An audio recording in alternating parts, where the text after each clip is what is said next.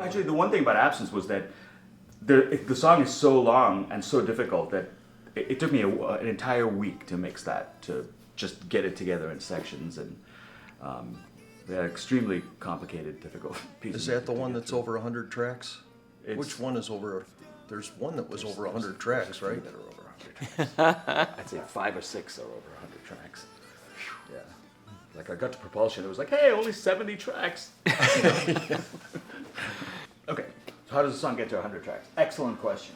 So I don't mean for it to sound like we're insane and we just pile up stuff. The way it works during mixing is there's a process in traditional recording called multing, which is, if you have a guitar track and in the first verse it's kind of quiet and it doesn't have a lot of effects, and in the second verse it gets louder and it has reverb and things on it, and later on it does this.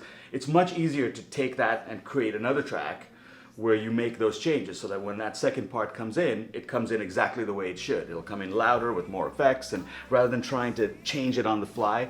So that's where it builds up. So in a song like Absence of Presence, there are so many changes that I may just have, say, 2 of Rich's guitars, but they're going to sound completely different in every part of the song. And so I wind up with 10 of Rich's guitars because each track is, and I'll do the same thing with keyboard. If there's a Hammond organ solo or something, I'll cut it off onto its own track so that when it comes in louder, it comes in with a little more aggressiveness, a little bit of EQ, a little reverb.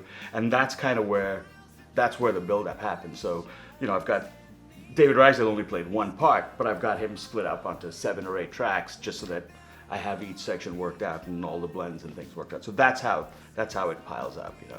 We're not completely insane. But it'll pile up from trying to make it, just time. making life easier. Yeah, seriously. So Absence of Presence wound up being about 116 tracks, and yeah, it was daunting. It's terrifying to look at that screen. But yeah.